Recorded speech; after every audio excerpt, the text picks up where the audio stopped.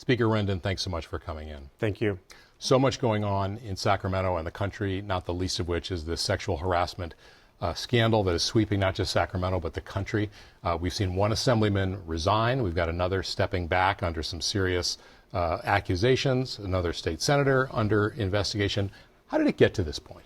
Well, it's clear that we have a crisis with respect to sexual harassment, not only in our building in Sacramento, but also in the culture in general.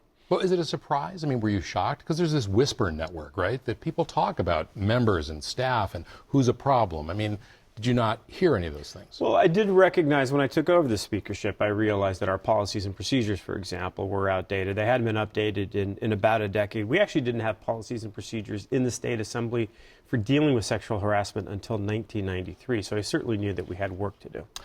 One of the things that triggered all this is a letter that was sent out and signed by initially 140 women in the Capitol and people in politics. And among the people who signed that letter was your wife, right, Annie Lamb. What did she teach you about sexual harassment, and why did she sign that letter? She talked to me a lot about things that she has experienced herself in the Capitol, but also things that... At the Capitol? Well, in the Capitol community. I don't know specifically if they were in the building. She talked about things that she'd experienced, but also experiences that other women have communicated to her as well.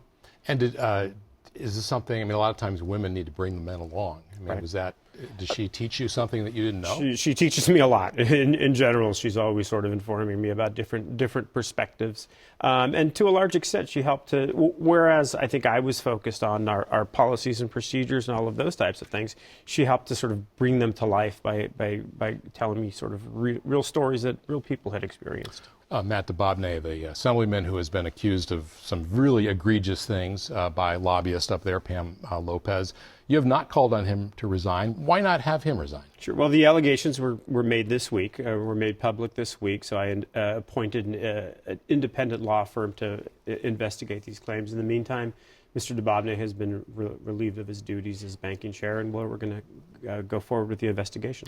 Let's talk about taxes, and specifically the Republican tax plan making its way through Congress.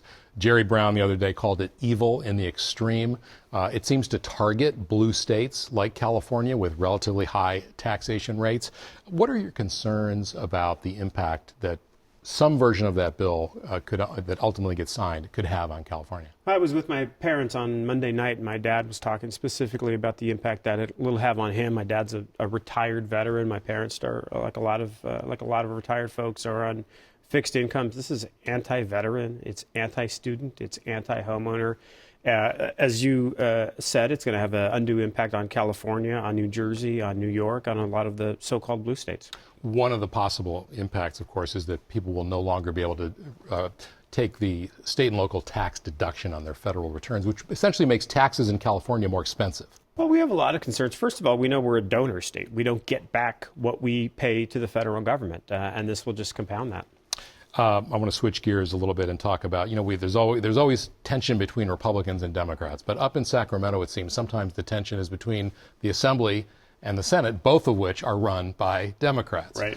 We talk a lot in Sacramento about the divisions between Democrats and Republicans, the divisions between progressive Democrats like myself and moderate Democrats, the divisions between North, South, East, West. But it's important to think about all that we've accomplished. We have the 5 most progressive gun bills in the history of the United States came out of our legislature. The 5 most restrictive tobacco bills in the history of the United States came out of our institution the past couple of years. $15 minimum wage, farm worker overtime, our climate change battle. So we've done a lot. The state Senate, of course, is led by your counterpart, Kevin DeLeon. He is jumped into the race against Dianne Feinstein. You haven't made an endorsement in that race yet. Do you agree with him that it's time for someone new? Do we need fresh blood in the Senate representing California? I'm not sure. I haven't talked to either candidate about the race. I obviously worked with Senator DeLeon, and he and I have accomplished quite a bit together. Whether or not it's time for new blood in the U.S. Senate, I'm not sure. Different styles, the two of you. Certainly different styles, for sure. Yeah.